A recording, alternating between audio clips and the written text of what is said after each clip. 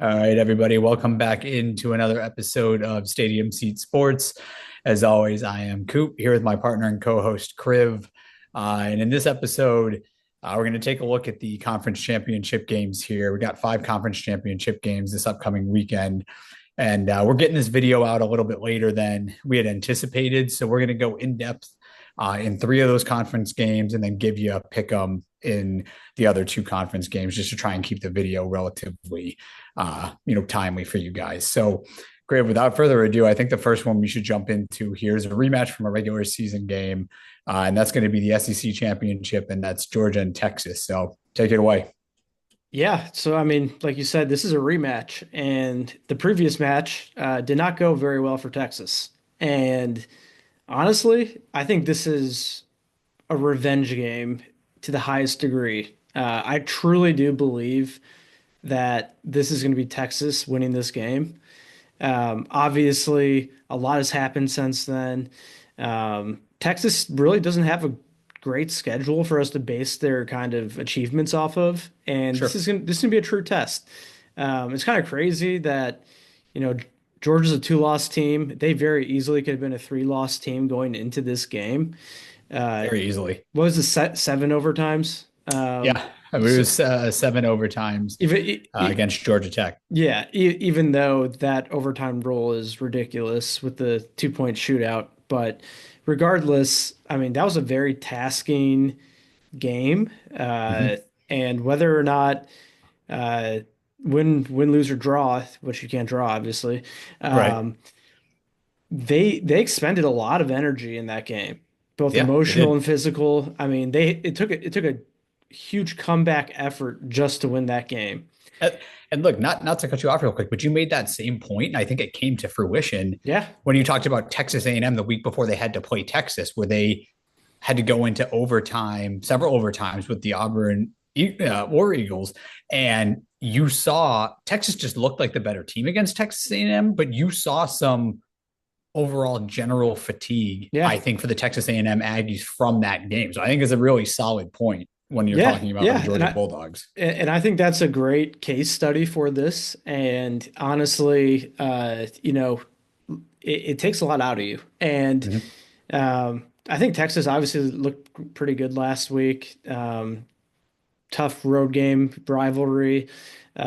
They seem to be hitting their stride at the right time. And for Georgia, I don't know if I can say the same. Um, Sure. Carson Beck, I mean, if you were to just look at his numbers, you'd be like, oh, he's had a pretty good year. But anyone that's watched him, especially in these bigger games, he leaves you scratching your head a lot. He does. He makes a lot of mistakes. Hmm. He feel like he's in his own head half the time, Yeah. just forcing things. Georgia doesn't have a ton of weapons on the outside, so it's just a weird. This is a very strange Georgia team. I think they're a playoff caliber team, but Texas, I mean, they were embarrassed last time they played. Um, Quinn Ewers, I think he's looking okay as well. The Arch Manning wrinkle is kind of out there, which I find really interesting. Sure. Maybe in the NFL, you don't see two quarterback systems. I'm not saying Texas is a two quarterback system, but having that extra wrinkle with an Arch Manning who can use his legs is Yeah. invaluable. And Yeah. They have the option for a two quarterback system. exactly, or just pick and choose when you want to bring Arch out there and try to leverage that. So.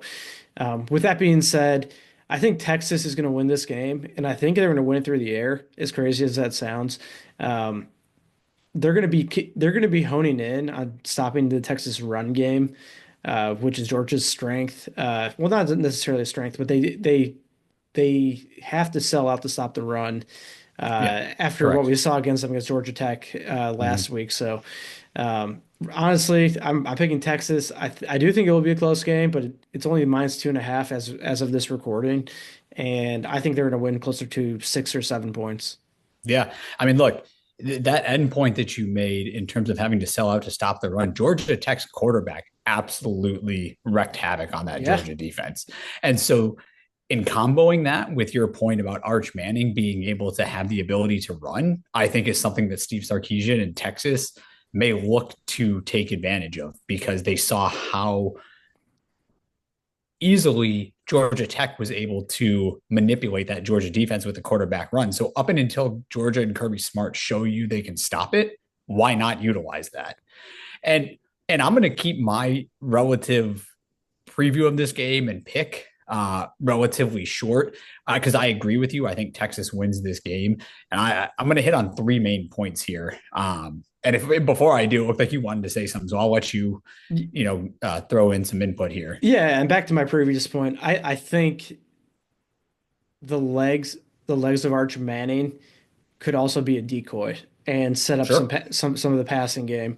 I think you might see Georgia do an overcorrection to try and stop the run, especially the quarterback run, and that might open other things up. I know they have Starks in the secondary, who's an elite safety, Mm-hmm. but regardless, I think Georgia's going to be a little off balance and maybe a Yeah. little mentally twisted after that last game because some flaws stood out that maybe we had not seen before, and other teams are going to be looking to expose that same thing. Sure. And here's the reason. I got three reasons I'm taking Texas in this game. Number one, I think a rematch favors the team that lost the first time. I don't think it's any kind of like insane favor towards one team or the other, but I do think having lost the game the first time, there's that little bit of extra motivation. Georgia's obviously going to be motivated. It's the SEC championship. They want to win this game. Yep. But I think Texas has the slight edge having lost the initial series in the regular season versus Georgia. Second, for me, what Carson Beck are we going to get? Yeah. Because we could get really good Carson Beck, the Carson Beck everybody thought was going to be easily the first quarterback off the board in this upcoming NFL draft, to now people questioning, does Carson Beck need to come back for another year of college to improve his draft stock again?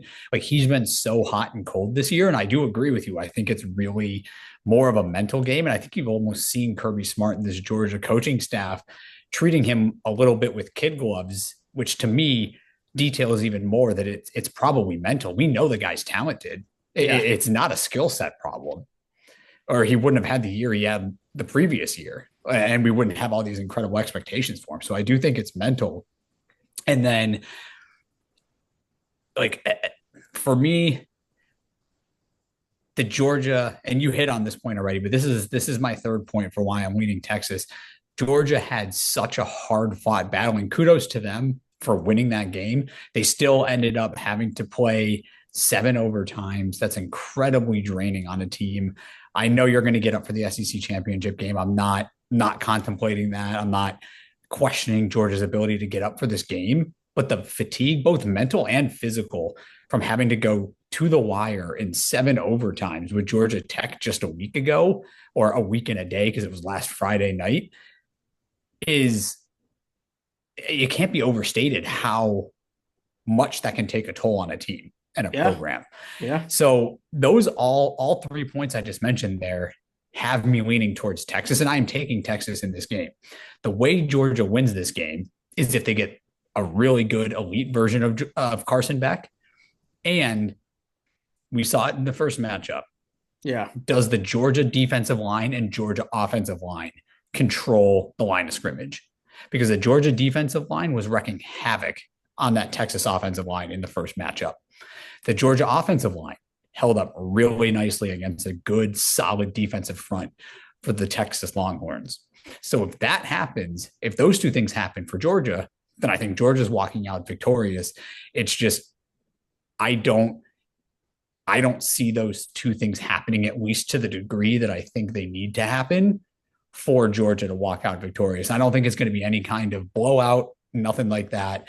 I think it's a 10-point game or less. But to me, when I look at this game, the things I mentioned, the things you mentioned, it just favors the Texas Longhorns for me. So they're my pick in a close game. I think both these programs and teams make the college football playoff, especially if it's a close, hard-fought battle with all of the attrition we've had across college football this year. But I'm taking the Texas Longhorns in this game. Yeah, I think it's going to be a redemption game as well. And the next game we're going to talk about here, which arguably might have one of the most kind of ridiculous impacts on the CFP, Yep. that's Clemson against SMU. I mean, Yeah. you look at this matchup, and Clemson, by winning the conference, can really throw a wrench in things. But I mean, it's not like spoken for though. I mean, Right. SMU is a good team, and Clemson's kind of underachieved per usual. So Yeah. I'll let you kick things off here. But yeah, this is a very interesting situation. Yeah. And I mean, look, we threw out a poll on our Twitter account earlier this week asking what are the odds that a legit three-loss Alabama team gets in the playoffs? And a vast majority of people had voted that yes, a three-loss Alabama team will get into the postseason. And I think out of all conference championship games, this is the one, depending on the outcome, that could potentially make that come to fruition. A Yeah. three-loss Alabama team making the postseason, because like you said, if Clemson, because Clemson's sitting there, well, I don't have it pulled up right now in front of me, but they're what, 17th right now, 17th 16th, at 9 and 17th. 3, and then So if, SMU is 11 and 1. So right, so if Clemson wins, well, they're one of the four power conference champions. They're in the postseason. They're going to be potentially one of the top four seeds. And I say potentially because I think they go to record based conference champions, which is why Boise State could potentially, if Boise State goes on to win, they yep. could potentially be a top four seed. So maybe Clemson's not a top four seed, but they're in the postseason because they would have won the ACC championship game. And then it comes down to, okay, you've got now an 11-2 SMU versus a three-loss Alabama team. So this is the one that to me, Alabama is going to be paying the most attention to. And you hinted at it. SMU 11-1, really solid team. First year in the ACC. Who would have thought that first year in the ACC, SMU comes in here Yeah. and they're playing in the ACC championship game? Like no one would have foreseen this. Even midway through the season, when the Hurricanes looked like clearly the best team in the ACC, we all thought, well, they're one of the two teams in the ACC championship game. And here we have, they got three losses now, or two losses now, excuse me. Yeah. And they're not playing in the ACC championship game. It's SMU versus Clemson. And so to me, I'm favoring SMU in this game. And it's for a couple of reasons. I think that the Clemson defense at times this year has looked very, very solid. They've also had several situations and games throughout the year where that run defense has gotten Yep. gashed, like absolutely gashed. Something that I wouldn't think I would be sitting here saying about a Clemson football team and program who's got so much pride and a ton of great players, but that's a concern for me. And I think that's something that SMU could potentially take advantage of. Yeah. And then similar to Carson Beck with Georgia, I think Cade Klubnik has shown a lot of growth and he's looked very, very solid at times this year. And then he's kind of looked like the Cade Klubnik of old, where it's like, this guy's a five-star prospect. He's one of the best to come out of high school in terms of recruits and ranking wise. And it's like, where is that guy? And I just don't know which Cade Klubnik, which Clemson defense I'm going to get. You know, it's so hard for me because when I look at it from just a pure talent standpoint, sure, I'm favoring Clemson, but talent's not everything. I mean, heck, we just saw that in the game with Ohio State and Michigan. Yeah. Ohio State was a far more talented team. They lost that game 13-10 in one of the most unimaginable ways you'll ever see in that, not just that game, but any game in college football. And so talent's not everything. It doesn't automatically just get you a berth or, to the playoff or a berth in the national championship. Like you have to play the games. And to me, I've just seen more consistency from SMU this year than I have from Clemson. And I could be wrong here, but I'm going slightly into SMU to win this, to win the ACC, be one of the 12 teams in the playoff. And then I think that kind of significantly opens up a door for potential three-loss Alabama to get in there. Because then if Clemson wins, then you have to have the conversation of 11-2 SMU versus 9-3 Alabama. So I'm taking SMU in this game. I don't feel fantastic about it, but it's just it's where my mind and honestly my gut are taking me. Yeah, and for me, honestly, I think you hit the nail on the head with the Clemson run defense. I mean, that's what stands out to me the most in this matchup. Obviously, last week, I think South Carolina rushed for what was 250 yards, maybe even more. I think it might have even been like 270 or 270. something. Yeah, it was a lot. Something crazy. And I don't think SMU has the offensive line that South Carolina has. But they've been very good this year. And Mhm. Brashard Smith, the running back for SMU, he's averaging 6 yards a carry. And this could be the perfect matchup for SMU to leverage that. Yeah, Um, 100%. Obviously, SMU's quarterback Jennings, he can use his legs a little bit. He's not a stiff back there, but Brashard Smith, man, he's the real deal. And going up against this Clemson defense might be the matchup that SMU needs to win this game. Like you said, though, on paper, Clemson is way more talented, way more Yeah. loaded if you were to look at it. But on the field product has been way different this year. SMU obviously has one of the rising stars that coaches. So really, I mean, everything wants me to pick Clemson because of just history and also the fact their roster's loaded, and of course the fact that it would just cause anarchy in college football, which is what we all love to see. But I'm going Yep. to go with SMU as well, strictly Yeah. because that run game against that run defense might be all you need.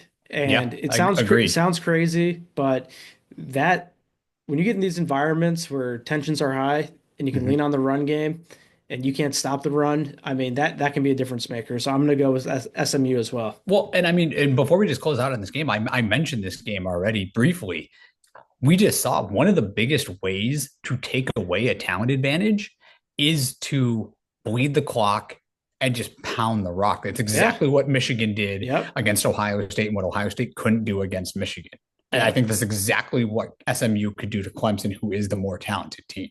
Yeah. And so we're going to move into this next game here, Big Ten championship, Penn State taking on the Oregon Ducks. And I think I'll be very surprised if you and I are not 3 for 3 in our picks in these Yeah. conference championship games, because I think we're both going to be on the same page in this one. Yeah. So obviously, this is an interesting matchup because it's not a matchup we typically see. It's the beauty of the new Big Ten and the new Yep. super conferences. Uh, Oregon traveling to Indianapolis is crazy. Sure. But I think that's honestly the one big thing working against Oregon is having Mm-hmm. to travel across country. Sure. You saw it all year when it went the other way. Um, obviously, it's they're probably used to it by now to some extent because they've had other games. But I mean, this won't be an easy game. No, for sure. And Penn State has a very good defense. Mm-hmm. They have some difference makers on the defensive line, as usual. Tyler Warren's just a beast of an offensive player for Penn State. I mean, he can do it all. Bingo. Yeah, Yep. he is the offense. Mm-hmm. And no, not to take away from Singleton or Aller, but Tyler Warren is what makes the Penn State offense go. And honestly, I think Oregon has the players on the defensive end Mm-hmm. that can help minimize them. Just like how you saw Ohio State put Caleb Downs on him, Oregon has great athletes, great players. They can get him covered, minimize that his overall impact. You're not gonna stop it completely, Mm-hmm. but if Tyler Warren can't get going, this offense is not going to get going. And the other thing, Dylan Gabriel, I mean, the guy has been great all year. Uh, it drives me crazy watching him because it always looks like he's about to get sacked, and he's a small guy, and he Mm-hmm. either extends the play, makes a throw, or he takes off and scrambles for 20 yards. Yeah. And that kind of ability against a Penn State defense that plays really well within structure, I feel like favors Dylan Gabriel in Oregon. And of course, his experience is insane. I mean, the guy's played for 100 years now. Yeah. And honestly, like they, Oregon seems to be the team that is just their mindset is where it needs to be. They're Mm-hmm. on a mission. The talent's there. They got the run game. They got the weapons on the outside. There's not many weaknesses for Oregon, No, and there's not. uh, Penn State does have weaknesses. You don't know what Drew Aller you're going to get. I True. mean, Or what Andy Kotelnicki are going to get. What yeah, play calling are we getting? yeah. I mean, you saw a very weird game plan for Penn State against Ohio State. Mm-hmm. Um, you didn't even see them attempt to take deep shots, but maybe that's because they don't have the receivers capable of doing that. But if Penn State wants to upset this game, I think pretty much two or three things need to happen here. Penn State's defense just needs to show up and ball out and just get to Dylan Gabriel. We've seen it before where there's a few points earlier in the year where he got sped up enough to where he threw interceptions in the red zone. If you can make that happen again, you have a chance. And like we just talked about, Tyler Warren, I mean, get the ball in his hands, good things happen. And then of course it really is just Drew Aller. If he can emerge and have a game like he did against West Virginia early in the year, where people thought he was kind of putting college football on notice. Um, he has the talent, he has the physical ability. I mean, this is a big stage. I don't think Penn State's going to be able to win this game, but if he can somehow ball out and hit some deep throws, and that Penn State defense steps up, they can be right in the thick of it, and they can be a Sure. lot closer than people think. I know the spread's -3.5. I don't think people are giving Penn State that much of a chance, anyways, even with Mhm. that spread, and I think they're overlooking it. But I do believe Oregon will win this game ultimately. Yeah. And look, I'm not going to go too in depth because you hit on a lot of the points that I was going to hit on as well. And I don't need to just reiterate all of that. Again, I think for Penn State to win this game, I'll just briefly touch on a couple of things you've already touched on. Number one, that defensive line, which we know is fully capable of being game wreckers, has to dominate the Oregon offensive line. They have to get to Dylan Gabriel. You saw it when Oregon played Ohio State. Dylan Gabriel is far too talented. He's far too good of a Oh quarterback with yeah. far too much experience and far too many incredible skill position players on the outside that if you give him time, he is going to pick you apart. Yep. So if that Penn State defensive line cannot get to him, I don't care how good Penn State's defense is as a whole. We think Ohio State's defense is phenomenal as a whole. Their DBs are great. They will pick the Penn State defense apart because they've got so much skill position players on the outside at Oregon. And Dylan Gabriel's far too good that if you give him time in the pocket or even have the ability to scramble, he's going to make something happen. So that's key number one for Penn State is that defensive line needs to be an absolute monster on Saturday. Yeah. Second for Penn State, again, I'm going to go back to the Penn State Ohio State game like you did. James Franklin and Andy Kotelnicki went away from Tyler Warren, who is, like you said, their entire offense. He should be the majority of their offensive game plan. The guy's absolutely incredible. Penn State and James Franklin, Andy Kotelnicki, do not shoot yourselves in the foot. I know you're not going to see this video. Utilize Hey, Tyler you don't know Warren. that. You don't know that. That's true. Maybe they'll use it as Yeah. motivation. Utilize it. Utilize it as motivation and utilize your best offensive skill position player in Tyler Warren. He's incredible. He is basically an unstoppable force at the collegiate level. Use him as much as you possibly can. Penn State does those two things. Defensive line has a monster game. They utilize Tyler Warren. And I'll say a third thing, like you mentioned, Drew Aller is efficient with the football, doesn't turn it over, makes some throws 15 yards and beyond down the field. Penn State's got a real shot. They're a very talented team. For Oregon, keep doing what you've been doing. You struggled a little bit in the early season, especially on the offensive line. They did a little bit of reshuffling. They've been far and away the most consistent team in college football all season long. Undefeated regular season, 12-0. For me, I think Oregon is just a little bit better than Penn State. I'm not expecting some kind of blowout here in this game. I think Penn State will hang with Oregon. I think they'll make it tough on them. And I do think the travel, like you mentioned, was a good point. I do think that that's kind of an underrated negative for the team that has to travel across the country. Essentially, you saw it, like you said, you mentioned it. Penn State got off to a slow start when they played against USC. Ohio State Yep. had to travel to Eugene. Like it's difficult for anyone to travel across the country, let alone these young student athletes. So it's a very real thing. I just think Oregon has too much ultimately for Penn State to be able to overcome. But I do expect a close game, but I would take Oregon in this game to win and to enter the college football playoff 12-team bracket as the number one seed overall. So Yeah. And I mean, hey, we're in total agreement, so we're either going to look like geniuses or complete morons. that's So, true. And uh, either way, guys, if we look yeah, like geniuses or morons, we'll be back here on Sunday recapping the game. So yeah, you can either applaud in agreement with us yeah. and pat us But on the back or laugh at us. Either one. But yeah, exactly. We're gonna do a quick little pick 'em for the rest, Yep, just to make sure we at least give our thoughts on who's gonna win. sure. So first matchup, Mountain West Championship. You got UNLV, who's had a very interesting season with some opt-outs after a few games, Yep. and Boise State, who has a Heisman favorite. So, well, Heisman favorite runner-up, I guess, but who knows? Anything can happen in this game. That's true. You never know. I mean, for me, look, I got one player, Ashton Genty.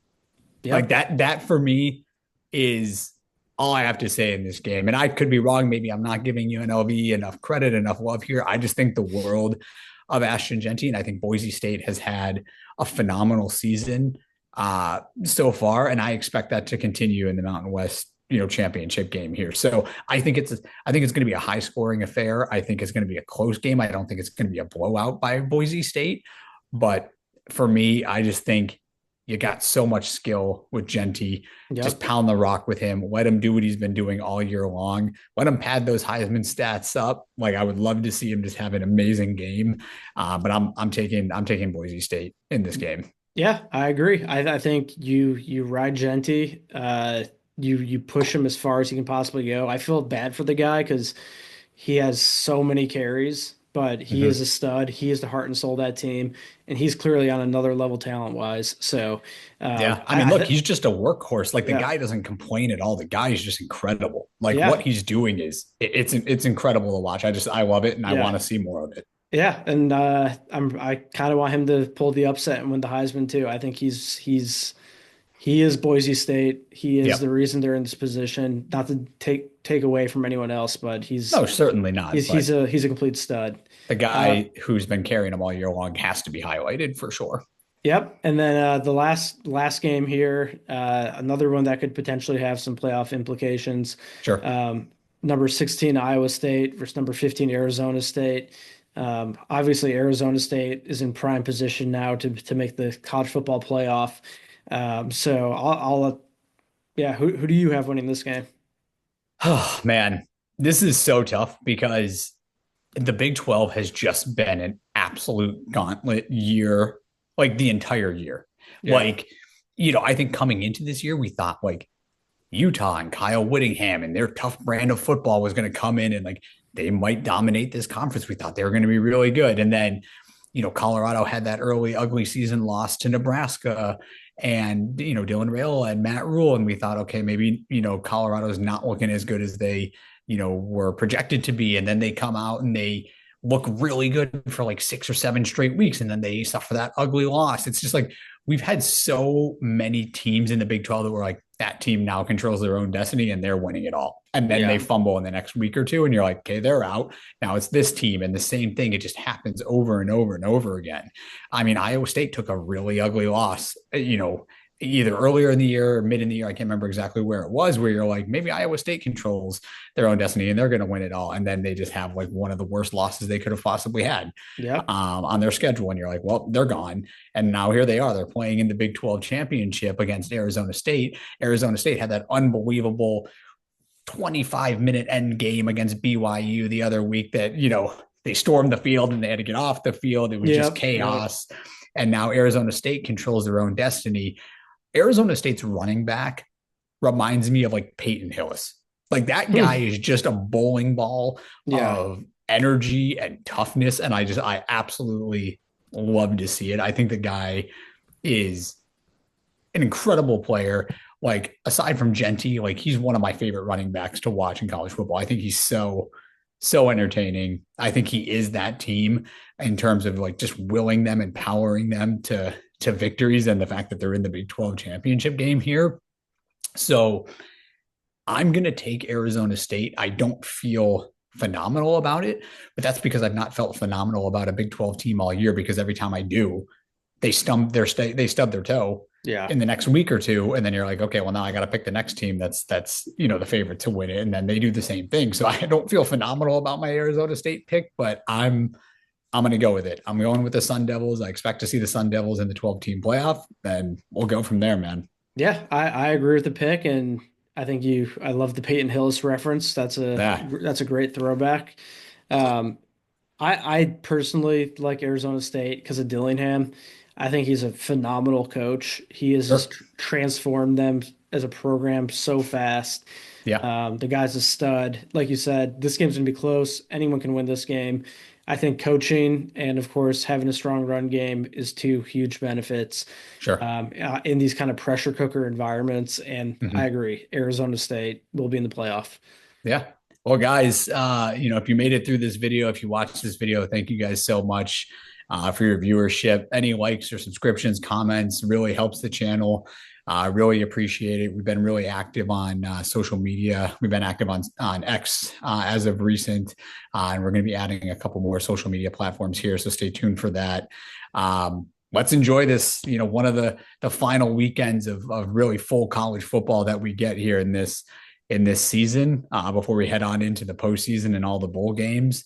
And we'll see you guys on a recap video on Sunday.